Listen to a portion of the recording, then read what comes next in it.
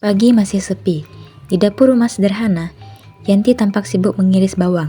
Sesekali ia meniup uap dari panci nasi yang baru matang. Bahar berada di ruang tengah, duduk bersandar sambil menggenggam HP. Marni muncul dari arah kamar. Sorot matanya tajam mengamati anak perempuannya.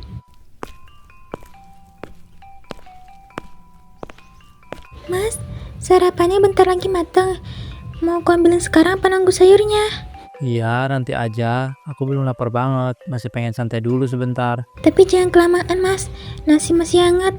Kalau dingin nanti nggak enak dimakannya.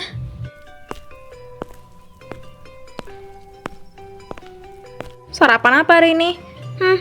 Baunya sih sayur bening lagi. Iya bu, kangkungnya masih sisa dari kemarin. Sayang kalau nggak dimasak. Dari dulu kamu gitu, Yan.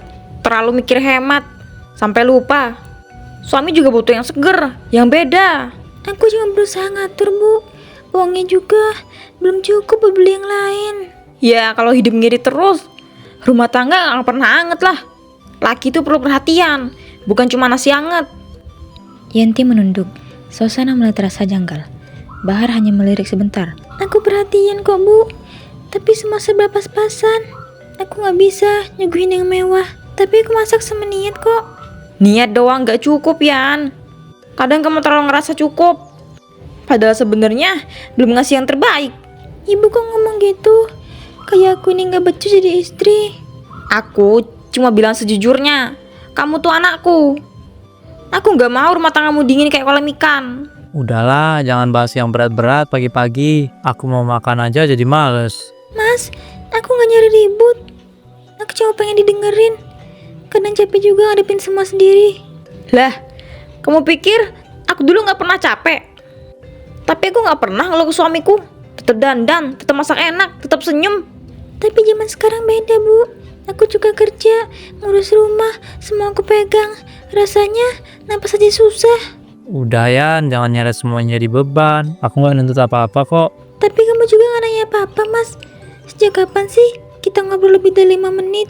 Kamu jangan nyalahin Bahar mulu. Kadang yang bikin jauh itu bukan orang lain, tapi sikap sendiri.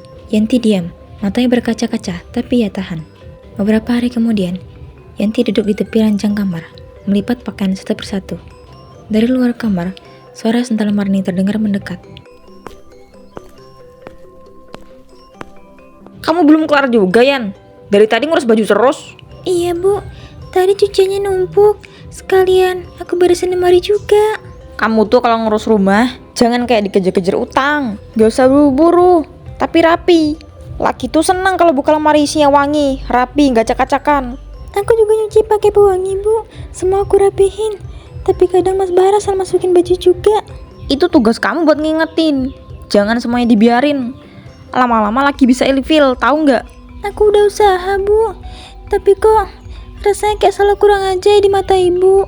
Karena aku tahu kamu bisa lebih dari ini. Kamu tuh anakku, Yan.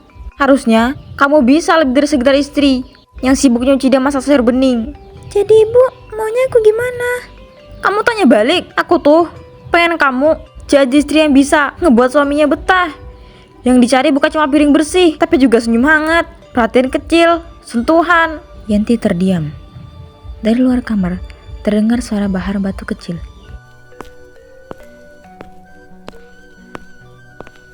Yan, ada kopi nggak? Aku ngantuk banget ini dari tadi. Ada mas, mau aku buatin sekarang. Udah, biar ibu aja yang buatin. Kamu lanjut aja beresin bajunya. Tapi biasanya aku yang buat bu. Sekali-kali nggak apa-apa. Aku juga pengen ngobrol sama Bahar. Kasian dia dari tadi diam aja di luar. Kalau nggak merepotkan, ya boleh aja bu. Yanti hanya memandangi Marni. Ada sesuatu yang mengancal di dadanya. Mas, akhir-akhir ini ibu dekat banget sama kamu ya. Maksudmu? Maksudku, ya aku lihat kalian sering ngobrol berdua sampai malam. Terus aku jadi ngerasa kayak orang asing di rumah sendiri. Lah, ibu kamu sendiri itu emang kenapa sih? Kamu mikir aneh-aneh? Aku gak mikir aneh mas. Aku cuma ngerasa ada yang berubah. Mungkin kamu yang berubah Yan. Kamu sekarang lebih sering diem, lebih sensitif. Karena aku ngerasa sendirian mas. Aku di rumah ini, tapi gak ada yang benar-benar denger aku. Marni muncul dari dapur, membawa nampan berisi 2 cangkir kopi. Nih Bahar, kopinya ibu buat yang manis, biar kamu gak lesu terus.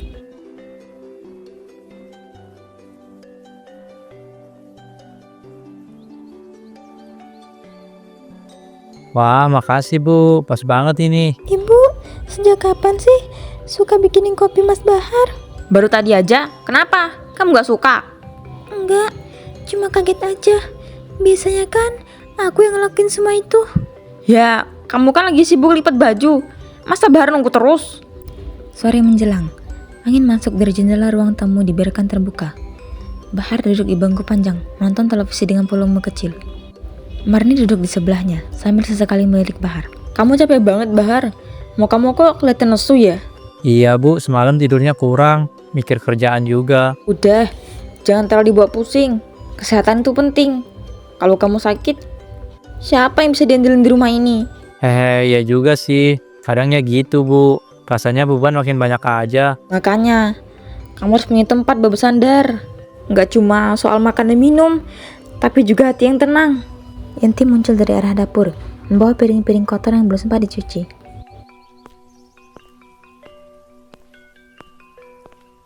Mas, nanti makannya mau langsung sekarang atau nunggu agak malam? Terserah kamu aja Yan, aku ikut aja. Kamu kok tanya terus sih, Yan? Dia sendiri kan, Bahar lagi capek. Biarin dia istirahat dulu. Aku cuma nanya, Bu, supaya bisa siapin lebih awal. Tapi caramu nanyanya kayak orang interogasi. Gak enak didengar. Aku gak ada maksud kayak gitu. Ibu tahu kamu sensitif, tapi kamu harus belajar dari situasi. Jangan bikin suamimu makin tertekan. Udah, jangan dibahas terus. Aku juga gak apa-apa kok. Mas, aku cuma pengen semuanya teratur. Aku gak mau bikin kamu merepot. Tapi sekarang, kok rasanya aku yang repot sendiri. Kamu dari dulu emang terlalu drama, Yan. Semua dibawa ke perasaan. Rumah ini butuh kehangatan, bukan air mata. Tapi kehangatan itu hilang, Bu. Aku ngerasa rumah ini makin hari makin asing buat aku. Jangan ngomong kayak gitu Yan, ini rumah kita. Rumah kita. Tapi aku gak bisa lagi duduk dekat kamu tanpa rasa canggung. Ibu lebih sering ada di sampingmu daripada aku sekarang. Lah, kamu iri sama ibumu sendiri. Aku cuma jujur, Bu. Aku gak ngerti nih, kenapa jadi berubah begini. Kamu aja gak bisa nerima kenyataan kalau kamu udah gak sepenting itu di mata Bahar. Yanti terdiam, kata-kata itu seperti tamparan telak. Mas, benar kata ibu.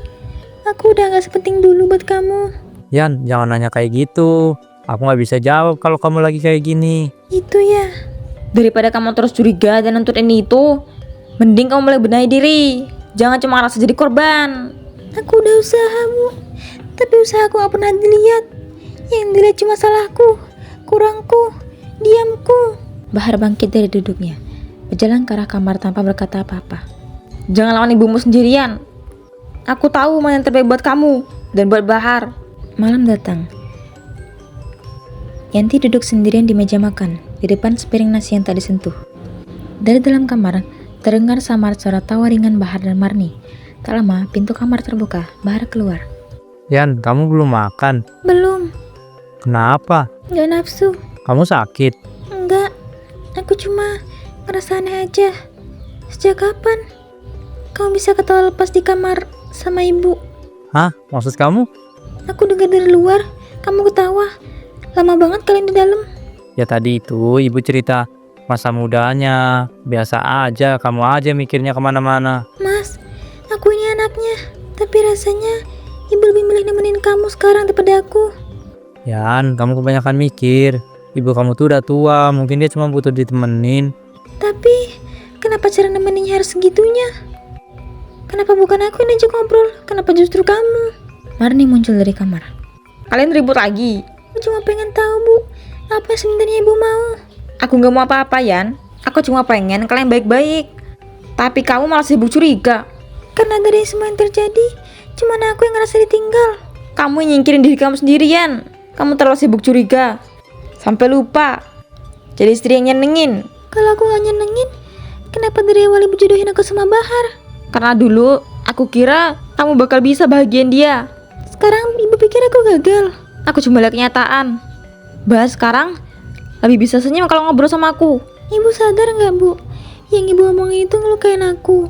Gak ada yang bisa ngelukain kamu selain diri kamu sendirian. Kalau kamu tahu cara jaga suami, kamu gak bakal ngerasa kehilangan. Mas, kamu diam aja. Aku bingung harus bilang apa. Bingung? Atau sebenarnya kamu nyaman sama semua ini? Yanti berdiri perlahan, meninggalkan meja makan dan masuk ke kamar. Jangan keras hati sama dia. Tapi juga jangan biarin dirimu terus dikekang sama rasa bersalah. Aku nggak ngerti harus bersikap gimana. Dengerin hati kamu, Bahar. Kadang hati lebih tahu dari logika. Pagi hari, matahari baru naik. Udara masih sangat dingin. Yanti duduk di serambi belakang, memeluk lutut dengan mata sembab. Bahar membuka pintu dapur, membawa gelas berisi teh hangat.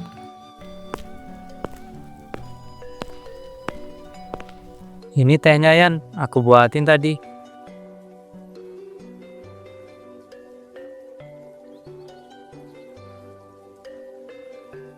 Makasih, Mas. Kamu tidur jam berapa semalam? Nggak tahu, mungkin pas hujan reda. Aku bangun berapa kali, kamu nggak ada di sebelah. Aku nggak kuat. Tidur di ranjang yang rasanya dingin, Mas. Sekalipun kamu ada di situ. Aku tetap ada Yan. Fisikmu ada, tapi hatimu, aku ngerasa kosong, Mas. Aku nggak tahu harus gimana. Aku juga ngerasa serba salah. Serba salah karena apa? Karena aku sama ibu. Jangan ngomong gitu Yan. Aku ngomong apa adanya. Aku lihat semuanya. Caramu mandang dia, caramu nurutin apapun yang dia minta. Kamu berubah, Mas. Kamu tahu kan ibu orangnya perhatian. Itu bukan sekedar perhatian, Mas. Aku anaknya. Aku hidup bareng dia dari kecil. Tapi perhatian itu dulu bukan kayak sekarang. Tiba-tiba, suara langkah Marni terdengar, membawa sepiring gorengan. Kalian belum sarapan? Nih, ibu gorengin tempe sama tahu. Aku nggak lapar, Bu. Kamu makin kurus Yan, jangan nyiksa diri.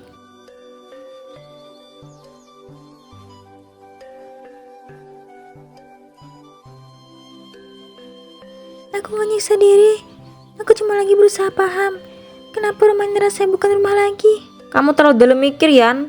Orang yang terlalu banyak nanya, akhirnya cuma bikin dirinya tersesat. Atau mungkin karena aku terlalu lama diem.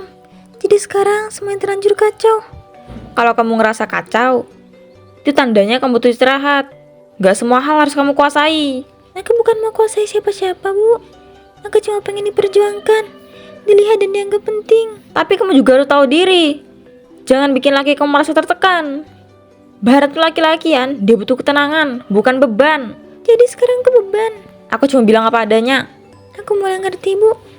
Ibu bukan sekedar pengen aku jadi istri yang baik. Ibu pengen gantiin aku. Hati-hati sama ucapanmu Yan. Dosa kalau nuduh orang tua sendiri. Aku gak nuduh. Aku cuma bicara dari apa yang kulihat, apa yang kurasa. Kamu pikir Bahar milik kamu karena kamu selalu benar. Aku pikir Bahar milih aku karena dia mencintaiku. Tapi sekarang aku ragu. Apa Mas Bahar masih punya itu? Yan, jangan gitu. Kalau Mas masih cinta, buktiin. Jangan cuma duduk di situ, diem, seolah semua ini normal. Terserah kamu Bahar. Kamu yang ngerasain sendiri. Siapa yang bikin kamu lebih hidup? Aku gak maksa. Yanti masuk ke dalam rumah. Siang menjelang, matahari menyengat dari celah atap. Bahar duduk sendirian di ruang tengah, memegang HP tapi tak benar-benar membaca apapun. Yanti masuk di kamar, wajahnya masih lesu. Mas, aku mau ngomong sebentar. Iya, ngomong aja. Aku gak tahu apa yang Mas pikirin akhir-akhir ini. Tapi aku tahu ada yang berubah dari kamu. Aku cuma lagi banyak tekanan Yan. Tekanan dari kerjaan atau dari rumah ini? Dua-duanya mungkin. Aku juga capek, Mas. Tapi aku tahan. Karena aku pikir kita bisa lewatin bareng. Tapi kalau aku sendirian, aku harus apa? Aku semalam kepikiran. Apa mungkin aku harus pergi dulu sebentar? Biar Mas punya ruang bermikir. Pergi kemana? Ke rumah Lila, sepupuku. Paling 2 atau 3 hari. Aku cuma mau tahu, Mas beneran masih butuh aku atau enggak? Jangan ngomong gitu Yan. Kamu itu istri aku. Tapi aku udah gak ngerasa seperti istri. Di rumah ini, aku cuma kayak tamu yang dibatasin. Tiba-tiba Marni muncul dari belakang.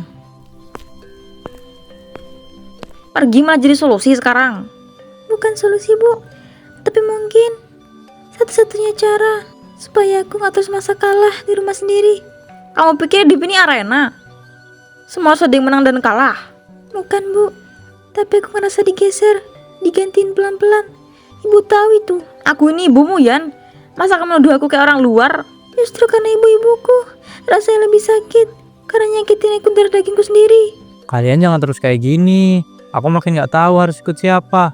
Kamu gak harus ikut siapa-siapa, Mas. Mau cukup jujur sama perasaan kamu. Bahar, kalau kamu bingung, artinya kamu belum siap jadi kepala rumah tangga. Tapi aku gak nyalahin kamu. Kadang, laki-laki perlu bimbingan. Dan kalau istrimu gak bisa kasih itu, aku ada buat kamu. Nah, itu dia. Kalimat yang bikin aku yakin, Bu. Ibu bukan sekedar peduli. Ibu mau ambil apa yang jadi milikku. Aku gak ambil apapun. Tapi kalau kamu gak jaga, wajar kalau orang lain rawat.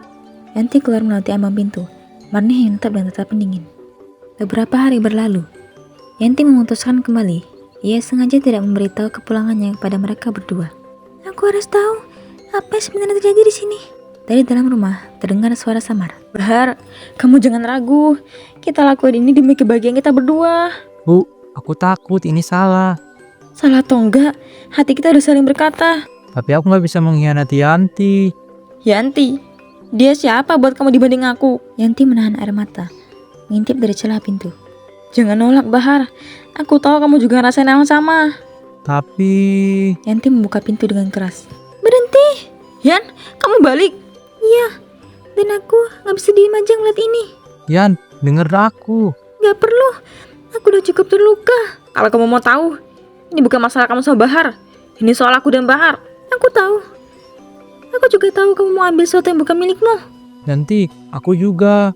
Aku gak mau ini terjadi. Kalau Mas nggak jujur sama diri sendiri, aku yang bakal ambil keputusan. Bahar itu udah gak peduli sama kamu. Puas. Tiba-tiba rumah bergetar keras. Apa ini? Lantai retak. Tangan berdarah keluar meraih mereka. Tolong, lepasin aku. Astagfirullah ya Allah, aku berdosa. Aku gak ngelakuin apapun, Mas. Bu, tapi ini balasan buat kalian. Yan, tolong ibu. Aku gak mau denger. Dan jangan panggil diri kamu ibuku lagi. Tangan-tangan itu menyeret Marni dan Bahar ke lubang gelap. Tubuh mereka terjerat rasa sakit mengerikan. Ini balasan dari Tuhan atas apa yang kalian perbuat. Yanti hanya menatap kosong. Lubang itu pun menghilang, menelan dua insan yang tidak tahu diuntung itu.